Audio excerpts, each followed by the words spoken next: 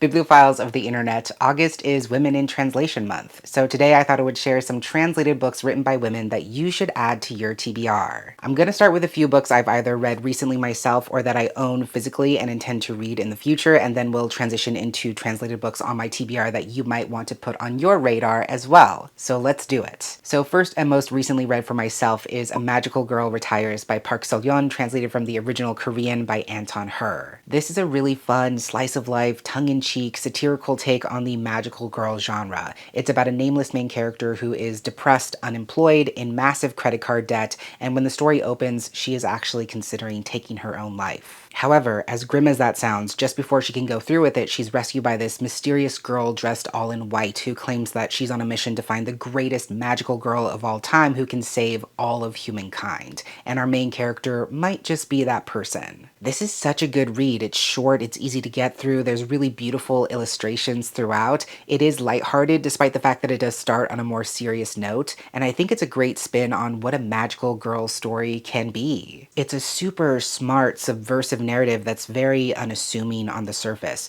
but it also pulls our reality into sharp relief by providing strong commentary on the true evils of modern society and the constant push and pull between individualistic and communal mindsets. I thoroughly enjoyed it and would definitely recommend. On a very different note, I also recommend Minor Detail by Adania Shibli, translated from the original Arabic by Elizabeth Jacquet. This is a short, harrowing story told in two parts. The first part begins in 1949 Palestine, a year after the onset of the Nakba, and it details the final days of a young Palestinian girl's life after she is captured, raped, and tortured by Israeli soldiers. The second part follows a modern-day Palestinian woman who discovers an account of that incident and who becomes obsessed with finding out more about this minor detail in history, and she goes on a very dangerous journey through Israeli-occupied Palestine to try and track down more information. What Adenia Shibli does so incredibly well in Minor Detail is that she makes tremendous use of minimalism in such a way that what she's bringing forth for the reader is thrown into incredibly sharp clarity. This is very much a story about the depths of cruelty that Palestinians have endured under Israeli occupation for decades. By putting these two stories in conversation with each other, she makes a very powerful statement about how the trauma Palestinians are still being subjected to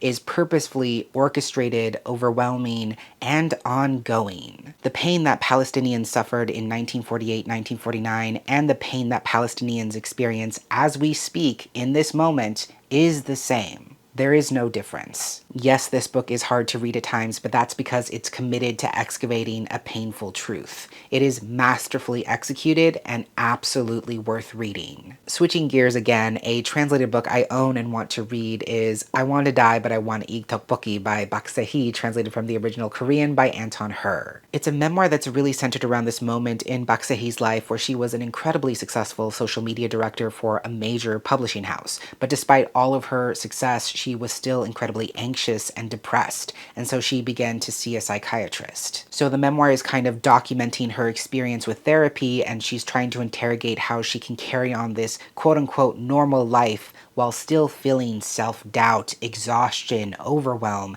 and a deep, implacable sadness. This is marketed as part memoir, part self-help book in a way, as it reveals the author's experience going through therapy and unwinding all of those tangled loops of toxicity that she had learned to deeply internalize within herself, and that readers might also relate to in their own lives. I've heard really good things about this overall, and I'm definitely curious to see what it has in store, and I think the author actually came out with a sequel, surprisingly enough, and that the second book was very recently also translated into English. Next is another book you've heard me talk about recently because it's still very high on my TBR, and that is Our Share of Night by Mariana Enriquez, translated from the original Spanish by Megan McDowell. This is a modern blend of horror and fantasy. It's about how a woman's death sets her husband and son on a collision course with her demonic family and unsettling past. As the father and son are grieving their loss, they set out on a road trip to travel to the late wife's ancestral home and try and reconnect with her family history. But what they find is a family who call themselves the Order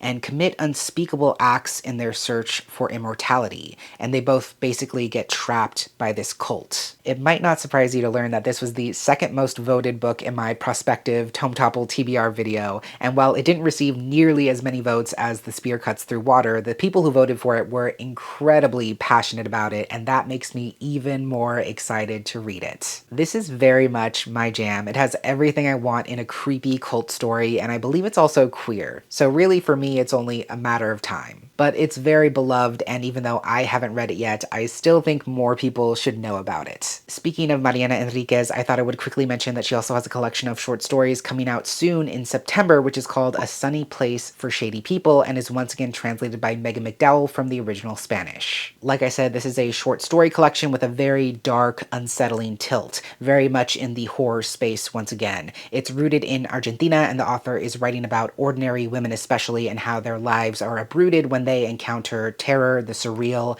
and the supernatural. I don't need to know anything else. Once again, even though I have yet to actually read a book from this author, I'm still very excited about this. Another book on my radar that I think should also be on yours is Butter by Yuzuki Azuko, translated from the original Japanese by Polly Barton. This is a mystery thriller, crime thriller about a female gourmet cook who moonlights as a serial killer and the journalist intent on cracking her case. The gourmet cook in question is said to seduce her marks with her delicious cooking, and when the story begins, she's actually already been captured by authorities. But she refuses to accept visitors, and she has never once spoken to the press. She has kept her silence. But everything changes when a journalist writes her a letter asking for a beef stew recipe, and Kaji simply cannot resist writing back. And so the two embark on this strange relationship, exchanging information about food, gastronomy, and cooking techniques. And with every meal the journalist makes herself and eats, she's finding that she and Kaji might have more in common than she first thought. This sounds so intriguing to me, just the setup of this serial killer and journalist becoming unlikely pen pals and teaching each other about food and cooking, only for the journalist to seemingly set aside her moral convictions over time,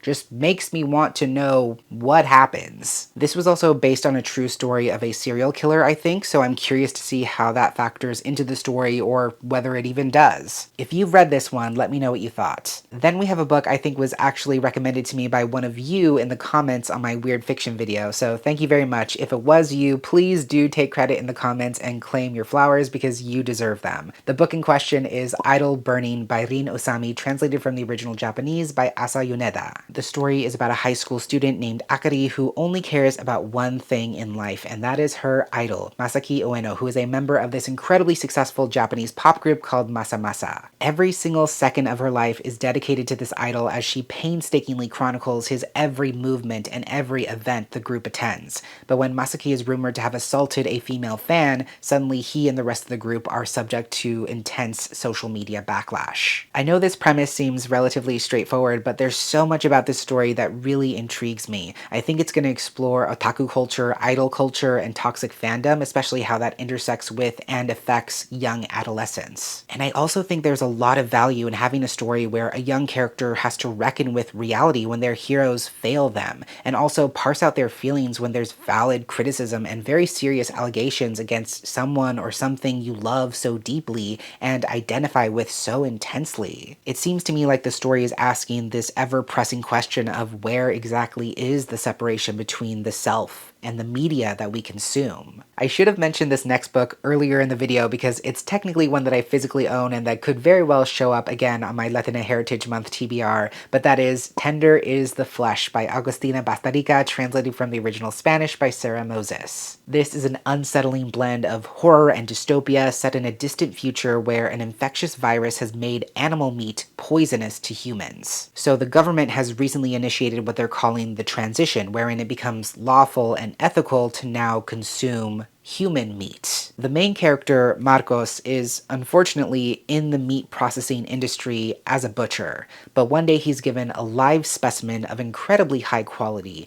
and even though he knows personal contact is strictly forbidden on pain of death, little by little he begins connecting with this person. Trust me, I know this one is dark, I know it's gonna be fucked up, I know it's gonna be hard to stomach at times, no pun intended, but I also think it's one of those stories that puts forth extreme situations in order to excavate truth about the state of humanity and the horrifying extent of governmental power to exact and normalize gruesome ways of life that we slowly but surely come to accept. And again, even though it's not out yet, I just wanted to quickly mention that she recently announced her next translated publication, and it sounds so good. It's called The Unworthy, and it's once again translated by Sarah Moses. This is another piece of literary horror about a woman who's living among a secretive and violent religious order while the outside world has fallen into chaos. The world is plagued by catastrophe, environmental disasters, and resources like electricity and the internet no longer exist. Outside of this convent, survivors fight for dominion over a cruel and barren landscape,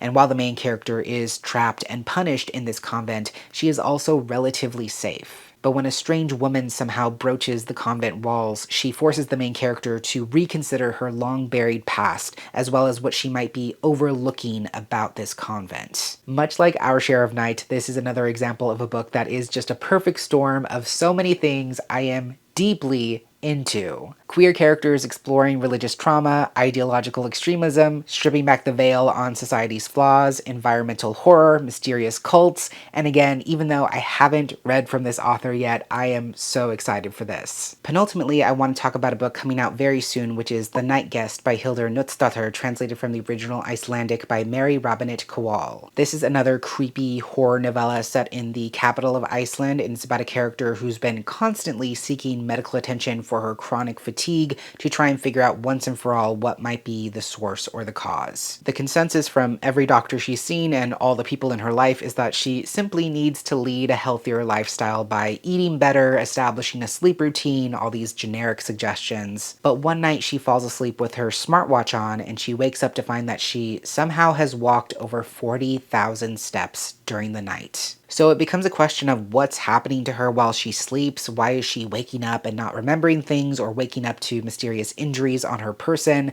And what is it going to take for someone to finally believe what she's experiencing? Listen, I know that August is Women in Translation Month and this one's coming out at the very beginning of September, but I still think it's worth mentioning, as well as all of these other books, because maybe you have access to an early copy or you're able to read it in the original language, but either way, I think all of these are worth having on your TBR. This one just sounds fantastic. I haven't read it myself yet, so I don't know for sure, but what intrigues me the most about this story is that it seems to be exploring the intersection of disability and horror, because to me it seems like the story is exploring invisible disabilities like chronic pain and chronic fatigue that are not taken seriously by medical professionals or on a social level, and how terrifying and isolating it can be to be dealing with something that doesn't present itself as obvious. To me, it feels like this story is putting a scary paranormal twist on that concept in order to have those conversations. And just plot-wise, the synopsis alone makes me feel like I have to know how this goes. Lastly, for today, I'm going to recommend a backlist book that I learned about almost a decade ago.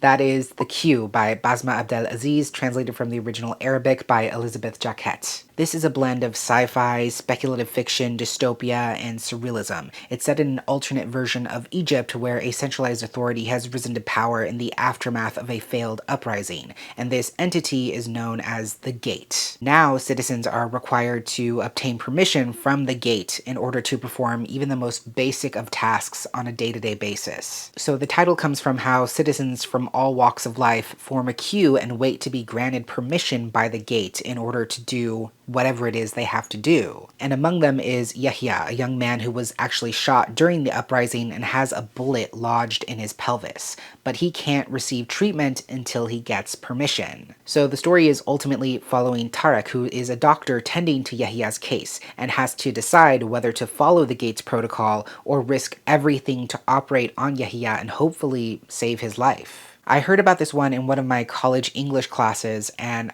no joke, I have not stopped thinking about it since. Even though the setup of the story seems distant, dystopian, and extreme, this system is so many people's realities around the world. One very obvious example would be Palestine, which has been violently occupied for decades and forced to operate within an Israeli checkpoint system. So to me, this is a very obvious commentary on the dangers of those systems. I think this is going to be an intense and thoughtful takedown of authoritarianism, disinformation, manipulation, and how authoritarian systems fail everyone within them by design, whether you oppose them or not. Like I said, I have known about this one for quite a while, and even though I shamefully haven't read it yet, I think more people should still know about it. And now you do. So those are 11 books in translation written by women that I hope you add to your own TBR. And as always, this is not intended to be a complete nor exhaustive list, so please do not reference it as such. Trust me, I'm well aware I definitely need to read more translated fiction myself, so feel free to drop some recommendations in the comments below, or tell me which of these you would like to see me read first. Thank you so much for watching, and until next time, educate yourself, be kind to yourself, take care of yourself and others, and I will catch you on the flip side of the page.